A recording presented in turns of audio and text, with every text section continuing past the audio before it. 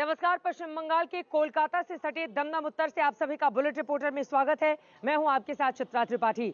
ये वही धरती है जहां पर बीजेपी के लिए पहली बार खुशखबरी पश्चिम बंगाल से निकलकर सामने आई थी। पहली बार 1998 में यहां पर कमल खिला, तपन सिंह गढ़ चुनकर लोकसभा पहुंचे थे। तब से लेकर आज तक लगातार भारतीय जनता पार्टी कोशिशों में लगी रही कि बीजेपी अपने कमल खिलाने के दायरे को और बढ़ाए। हालांकि 2019 में शानदार प्रदर्शन बीजेपी ने बाकी हिस्सों में किया, लेकिन लोकसभा की सीट सौगता रॉय जो कि टीएमसी के बड़े दिग्गज लीडर हैं, उनसे वो हार गई। इन सब के बीच आपको बताते चले, साल 2016 में यहां की विधानसभा को लेफ्ट पार्टी ने जीता था। भारतीय जनता पार्टी तीसरे नंबर पर रही थी, जबकि टीएमसी दूसरे नंबर पर रही थी। लेकिन इस बार मुकाबला बेहद कड़ा माना जा रहा है, क्योंकि 85 साल की एक बुजुर्ग महिला की मौत के बाद यहां पर बीजेपी लगातार आक्रामक तरीके से महिला सुरक्षा के मुद्दे को लेकर टीएमसी पर हमलावर है। और इस बार का मुकाबला काफी ज्यादा कड़ा और बड़ा और त्रिकोणीय होने वाला है। ऐसे में किसकी होगी जीत, किसकी होगी हार, और कौन कौन से बड़े मुद्दे हैं यहाँ के, चलिए आज करते हैं इसी बात की हम बड़ी पड़ताल। दमदम पश्चिम बंगाल का वो इलाका जिसकी आबोहवा में घुली है राजनीति। बंगाल का वो इलाका जिसने वाम दलों का शासन भी देखा, जिसने टीएमसी के बदलाव को भी देखा और जिसने पहली बार अपनी जमीन पर खिलाया बीजेपी का कमल। इस दमदम में राजनीति की अलग अलग बिसातें बिछी, अलग अलग मोहरे आए, दमदम चेहरे बदलता गया, बंगाल में सत्ता परिवर्तन का गवाह बनता गया। यूं तो दमदम का सुनहरा इतिहास है, मगर इस स्वर्णिम राजनीतिक इतिहास पर ये पोस्टर किसी बदनुमा दाग की तरह लगते हैं। ये पोस्टर यहाँ की सियासत के दागदार हो जाने का इश्तहार बनकर दीवारों पर चस्पा है। याद कीजिए ये चेहरा, ये बुजुर्ग महिला अब इस दुनिया में नहीं है, मगर इनकी पिटाई की खबरें खूब वायरल हुई थी। बीजेपी ने खुला आरोप लगाया था कि इन महिला की पिटाई टीएमसी के कार्यकर्ताओं ने की थी। खुद पीएम मोदी ने अपनी एक रैली में बिना नाम लिए जिक्र किया था कि बंगाल में माएं, बहनें, बेटियां सुरक्षित नहीं हैं। घर में घुसकर मां पे हमले होते हैं।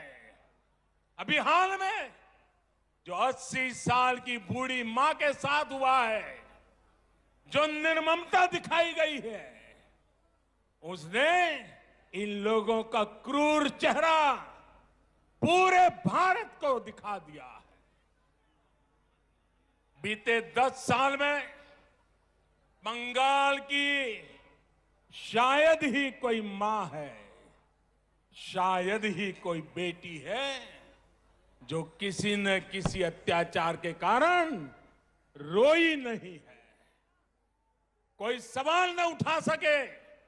इसलिए ये आंकड़े भी छिपा करके बैठ गए हैं। दमदम की दीवारों पर ये पोस्टर भले ही यहाँ की राजनीति को बदरंग कर रहे हों, मगर इसके इतर यहाँ का चुनावी रंग अलग है। ये दमदम उत्तर के मौजूदा विधायक हैं, नाम है तन्मय भट्टाचार्य। तन्मय भट्टाचार्य के पास अपनी वैगनार कार है, जिससे ये प्रचार करते हैं। वैगनार कार में बकायदा लिखवा रखा है विधायक।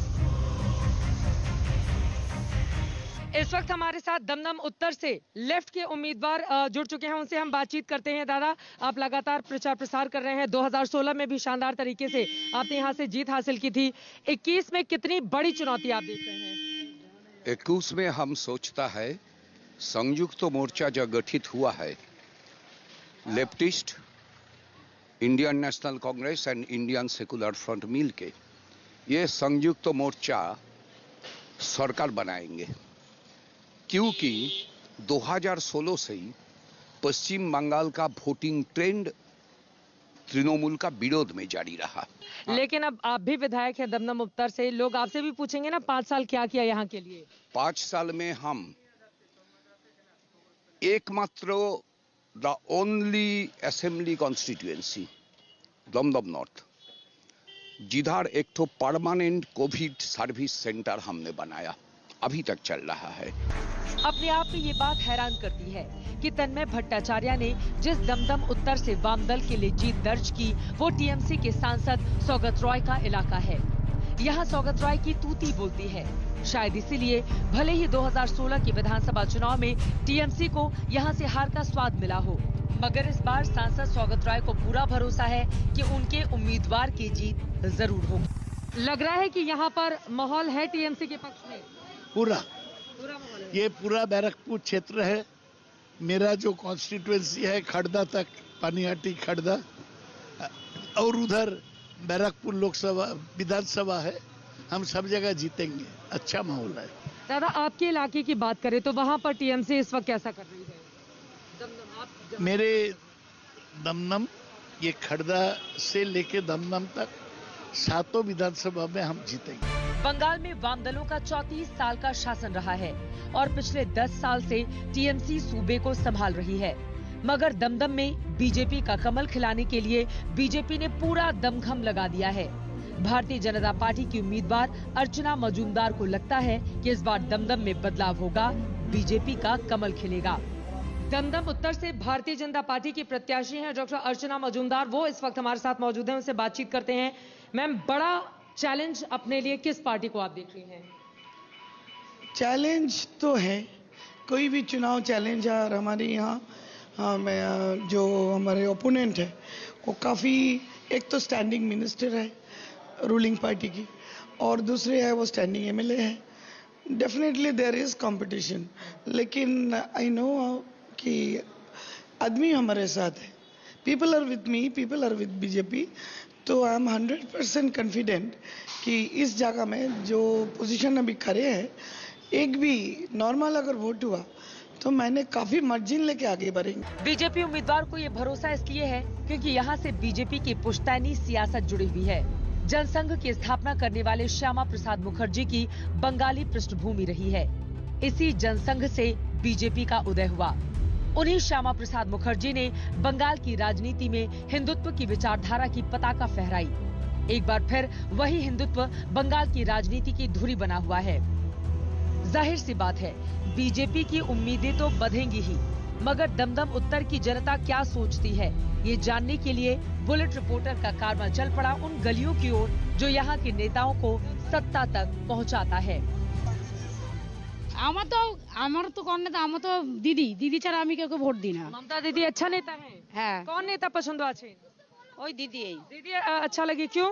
দিদি অনেক কাজ করেছে। और बीजेपी বিজেপি আমাদের সময় অত কোনো মানে কাজ করছে কিনা সে অতটা জানি না, কিন্তু দিদি খুব কাজকর্ম ভালো। जो पार्टी है उन्हीं में से एक चुनना होगा तो किसको चुनेंगी? মোদি দিদিকেই চুনুঙ্গা না। मोदी जी को चुनेंगे। मोदी जी अच्छे हैं? मोदी जी आपातत मोदी दीदी जो भी है वही तो अच्छा है ना। कौन नेता पसंद আছে? नरेंद्र मोदी मेरा बहुत पसंद है। नरेंद्र मोदी, क्यों?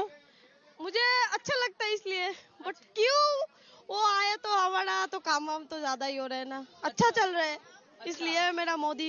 जितने लोगों से बात करो उतनी सोच मालूम चलती है, मगर इन लोगों के बीच कई बार वो लोग मिल जाते हैं जिनकी कराह सत्ताधीशों तक पहुंचाना बहुत जरूरी हो जाता है। হ্যাঁ, নাম কাট গেছে। এই বছর অনেক ভোট উঠেছে, অনেক নাম উঠেছে ভোটে।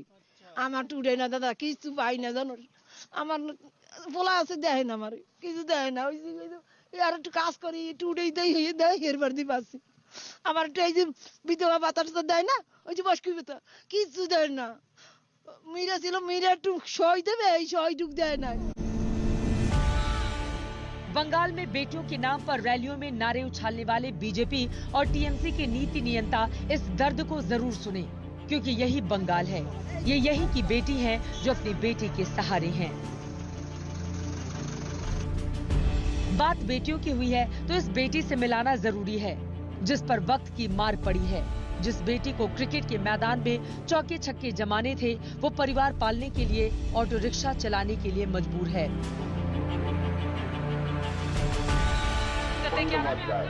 मौसमी साहा। मौसमी साहब, मौसमी आप ऑटो ड्राइव करते हो? हाँ, कितनी कमाई हो जाती है?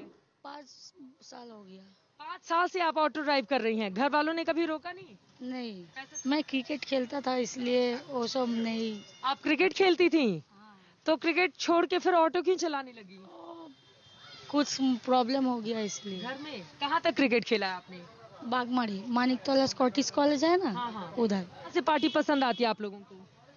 पार्टी में तो तृणमूल पार्टी करता है। देखिए यकीनन ये उदाहरण है, क्योंकि काम छोटा बड़ा नहीं होता, कोई भी काम अगर आप अपने रोजगार के लिए करते हैं तो वो एक उदाहरण ही सेट करता है।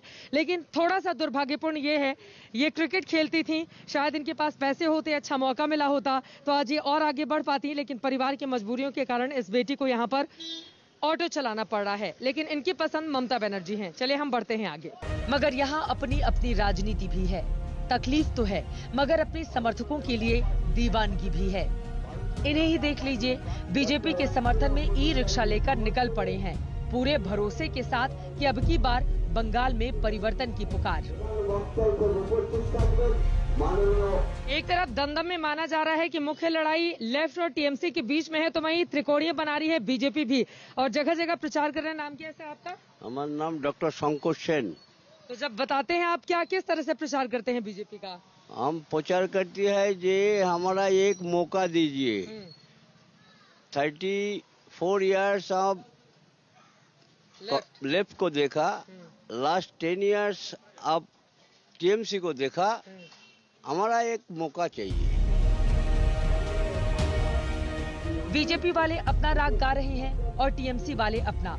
देखिए ना, टीएमसी के समर्थक इन शख्स से हमने बातचीत की कि क्या होगा इस बार बंगाल में। जवाब सुनिए। देखिए, भले बीजेपी का झंडा लगा हुआ, लेकिन खुलकर बोलेंगे नहीं। कौन नेता पसंद हो आज? हमारा दीदी है। दीदी है, अच्छा है। दीदी अच्छा है। दीदी ने क्या काम किया? दीदी जहाँ नहीं करेगा तो दीदी वोट देगा। बंगाल में दीदी आएंगी या परिवर्तन होगा, ये तो 2 मई को मालूम चलेगा। मगर इतना जरूर है कि बीतते वक्त के साथ बंगाल का समर और भीषण और दिलचस्प होता जा रहा है। इस पूरे के पूरे इलाके में अगर आप आएंगे तो महिला सुरक्षा एक बड़ा मुद्दा बनकर यहाँ पर छाया हुआ है। लेकिन वहीं दूसरी तरफ आपको बताते चले, बीजेपी इस मुद्दे को उठा जरूर रही है, लेकिन टीएमसी के सीनियर सांसद सौगता रॉय के प्रभाव वाला ये पूरा का पूरा इलाका, ऐसे में बीजेपी कितनी सेंधमारी कर पाती है, ये बड़ा सवाल है।